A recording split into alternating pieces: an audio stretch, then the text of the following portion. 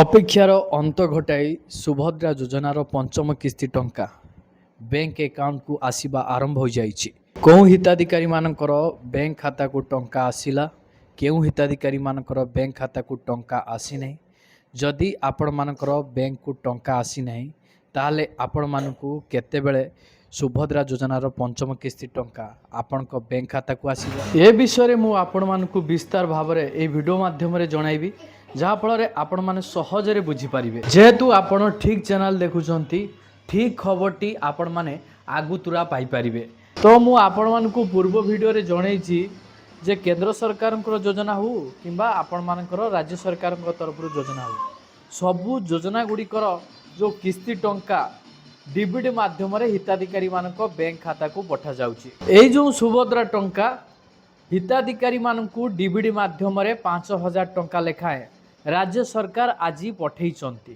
ବର୍ତ୍ତମାନ ଦେଖିବା ପାଇଁ ଯାଉଛୁ ଯେ କିଛି ହିତାଧିକାରୀଙ୍କ ବ୍ୟାଙ୍କ ଖାତାରେ ଟଙ୍କା ଆସିବା ଆରମ୍ଭ ହୋଇଯାଇଛି। କେଉଁ ହିତାଧିକାରୀମାନେ କେତେ ଟଙ୍କା ପାଇଲେ, କାହାକୁ କେତେ ଟଙ୍କା ମିଳିଛି, ସବୁକିଛି ଏହି ଭିଡ଼ିଓ ମାଧ୍ୟମରେ ମୁଁ ଆପଣମାନଙ୍କୁ ବିସ୍ତାର ରୂପେ ଜଣାଇବି। ସେଥିପାଇଁ ଆପଣମାନେ ଭିଡ଼ିଓଟିକୁ ବିନା ସ୍କିପ୍ରେ ଶେଷ ପର୍ଯ୍ୟନ୍ତ ଦେଖନ୍ତୁ, ଯାହାଫଳରେ ଆପଣମାନେ ଡିଟେଲ୍ସ ଇନଫର୍ମେସନ୍ ପାଇପାରିବେ।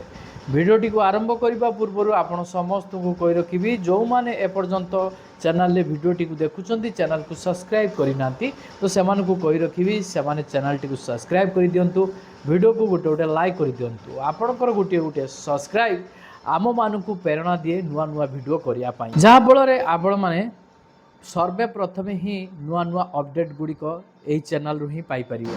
ଯଦି ଆମେ ଦେଖିବା ସୁଭଦ୍ରା ଯୋଜନାର ପଞ୍ଚମ କିସ୍ତି ଟଙ୍କା କେତେବେଳେ ହିତାଧିକାରୀମାନଙ୍କ ବ୍ୟାଙ୍କ ଖାତାକୁ ଆସିଛି, ତ ଦେଖନ୍ତୁ ଡିବିଟି ଫ୍ରମ୍ ସୁଭଦ୍ରା ଯୋଜନା ରିସିଭ୍ଡ ଦ ସକ୍ସେସଫୁଲ୍ 28 ଅଗଷ୍ଟ 2026 ରହିଛି 12:30ରେ ଆସିବା ଆରମ୍ଭ ହୋଇଯାଇଛି। ଏହି ହିତାଧିକାରୀଙ୍କର SMS ମଧ୍ୟ ପ୍ରାପ୍ତ ହୋଇଛି ତାଙ୍କ ମୋବାଇଲରେ, ତ ସିଏ ସ୍କ୍ରିନଶଟ୍ ମାରି ପଠାଇଥିଲେ। ଦେଖନ୍ତୁ ତାଙ୍କର 5,000 ଟଙ୍କା ଆସିଛି। ହିତାଧିକାରୀଙ୍କର SBI ବ୍ୟାଙ୍କ ଥିଲା, ତ SBI ବ୍ୟାଙ୍କରେ ମଧ୍ୟ ହିତାଧିକାରୀମାନଙ୍କର ସୁଭଦ୍ରା ଯୋଜନାର ପଞ୍ଚମ କିସ୍ତି ଟଙ୍କା ଆସିବା ଆରମ୍ଭ ହୋଇଯାଇଛି। ଆଉ ଜଣେ ହିତାଧିକାରୀଙ୍କର ଆପଣମାନଙ୍କୁ ଦେଖାଉଛି ତାଙ୍କର ଆକାଉଣ୍ଟ ଥିଲା HDFC ବ୍ୟାଙ୍କରେ ଥିଲା, ତ ତାଙ୍କୁ ମଧ୍ୟ ସୁଭଦ୍ରା ଯୋଜନାର ପଞ୍ଚମ କିସ୍ତି ଟଙ୍କା ମିଳିସାରିଛି। ଦେଖନ୍ତୁ 5,000 ଟଙ୍କା କ୍ରେଡ଼ିଟ୍ ହେଇଛି। ତ ଯଦି ଆମେ ସମୟ ଦେଖିବା 3:15ରେ ସୁଭଦ୍ରା ଯୋଜନାର କିସ୍ତି ଟଙ୍କା ତାଙ୍କ ବ୍ୟାଙ୍କ ଖାତାକୁ ଆସିଛି।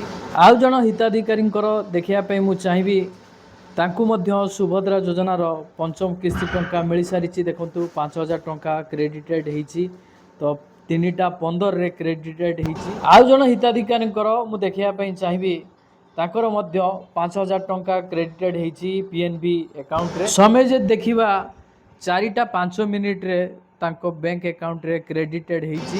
ଏହିଭଳି ଡିବିଟି ମାଧ୍ୟମରେ ହିତାଧିକାରୀମାନଙ୍କ ବ୍ୟାଙ୍କ ଆକାଉଣ୍ଟକୁ ସୁଭଦ୍ରା ଯୋଜନାର ପଞ୍ଚମ କିସ୍ତି ଅର୍ଥାତ୍ 5,000 ଟଙ୍କା ଆସିବା ଆରମ୍ଭ ହୋଇଯାଇଛି।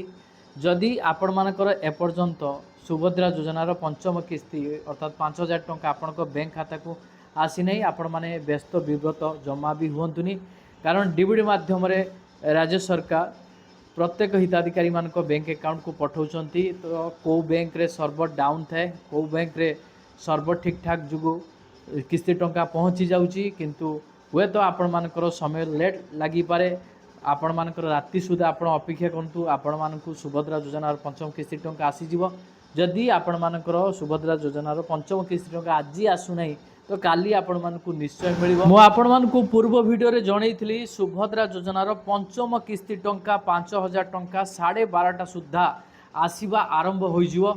ତ ସତକୁ ସତ 12:30 ସୁଦ୍ଧା ହିତାଧିକାରୀମାନଙ୍କ ବ୍ୟାଙ୍କ ଖାତାରେ ସୁଭଦ୍ରା ଯୋଜନାର ପଞ୍ଚମ କିସ୍ତି ଟଙ୍କା ଆସିବା ଆରମ୍ଭ ହୋଇଯାଇଛି। ଦେଖନ୍ତୁ ଯେଉଁମାନଙ୍କର ସୁଭଦ୍ରା ଯୋଜନା କିସ୍ତି ଟଙ୍କା ଆସିଛି କି ନାହିଁ ସେମାନେ ଜାଣିବା ପାଇଁ ଚାହୁଁଛନ୍ତି କେଉଁ ବ୍ୟାଙ୍କ ଆକାଉଣ୍ଟରେ ଆସିଛି, ତ ଆପଣମାନେ କ'ଣ କରିବେ? ସର୍ବପ୍ରଥମେ ଆପଣମାନଙ୍କର ଯେକୌଣସି ଗୋଟିଏ ମୋବାଇଲ ବ୍ରାଉଜରକୁ ଆସନ୍ତୁ, ଯେମିତିକି ଆପଣମାନଙ୍କର ଗୁଗଲ କ୍ରୋମ୍ ରହିଛି। ସର୍ଚ୍ଚ ବାର୍ରେ ଆପଣ ଲେଖନ୍ତୁ NPCI। ଆପଣ NPCI ଲେଖି ସର୍ଚ୍ଚ କରିବେ। NPCIର ଫୁଲ୍ ଫର୍ମ ହେଲା national payments corporation of India. ଯେତେବେଳେ ଆପଣ NPCI ଲେଖି ସର୍ଚ୍ଚ କରିବେ ତ ଏଠାରେ ଆପଣମାନଙ୍କର ଲିଙ୍କଟି ଦେଖନ୍ତୁ ଶୋ ହୋଇଗଲା। आपण एही लिंक पुरे क्लिक करंतु जेतेबेले आपण एही लिंक पुरे क्लिक करिवे देखंतु एनपीसीआई रो आपण मेन पेज रे पहुंची जिवे एटा हला आपण मानकर एनपीसीआई रो मेन पेज एठारे आपण देखिबाकू पाउथिबे 3 लाइन रहिछि एही 3 लाइन ऑप्शन पुरे आपण माने क्लिक करिवे जेतेबेले आपण एही 3 लाइन ऑप्शन पुरे आपण क्लिक करिवे एठारे आपण मानकर गुडाई ऑप्शन देखिबाकू मिलिबो देखिबाकू पाउथिबे कस्टमर गुटे ऑप्शन रहिछि एही कस्टमर ऑप्शन पुरे आपण माने क्लिक करंतु एही ऑप्शन उपरे क्लिक कला परे आपण स्क्रॉल करी तळकू आसीबे देखंतु एठार गुटे ऑप्शन रहिछि आपण मानकर भारत आधार सीडिंग एनाबलर एही ऑप्शन पुरे आपण क्लिक करंतु जेतेबेले आपण एही ऑप्शन पुरे क्लिक करिवे प्रोसेसिंग नबो प्रोसेसिंग नेला परे देखंतु एही बळी एक पेज ओपन हेकि आसीबो तो एठारे आपण गुडाई ऑप्शन देखिबाकू पाउथिबे तो आपण आधार सीडिंग डी सीडिंग ऑप्शन पुरे आपण क्लिक करिवे जेतेबेले आपण आधार सीडिंग डी सीडिंग ऑप्शन पुरे क्लिक करिवे तो एही बळी एक पेज आसीबो साइड रे गुटे पेज आपण देखिबाकू पाउथिबे request for Aadhaar seeding de seeding तो एही बॉक्स रे आपण कोन करिवे आपण मानकर आधार नंबर टी को देई देबे आपण मानकर आधार कार्ड नंबर टी ठीक अछि कि नाही एही आइकन ऑप्शन पर आपण क्लिक करी चेक मध्य करि परिबे तापरे स्क्रॉल करिवे देखंतु एठार गुटे ऑप्शन रहिछि रिक्वेस्ट फॉर आधार दुईटी ऑप्शन आपण देखिबा को पाउथिबे गोटे सीडिंग रहिछि आ गोटे आपण मानकर डी सीडिंग रहिछि आपण सीडिंग ऑप्शन पर क्लिक करन सीडिंग ऑप्शन पर क्लिक कला परे स्क्रॉल करिवे तापरे देखंतु गोटे ऑप्शन रहिछि सिलेक्ट योर बैंक आपण केउ बैंक रे सीडिंग करिया पई चाहुचंती आपण को अनुसार आपण सिलेक्ट करनेबे एठार गुटे एरो ऑप्शन रहिछि आपण जते बेले एही एरो ऑप्शन पर क्लिक करिवे आपण मानकू गुडाय बैंक शो करिवो आपण केउ बैंक रे सीडिंग करिवे सेही अनुसार आपण सिलेक्ट करनेबे जेहेतु आमे स्टेट बैंक ऑफ इंडिया रे सीडिंग करिया पई चाहुचु आमे state bank of India T को सिलेक्ट करनबा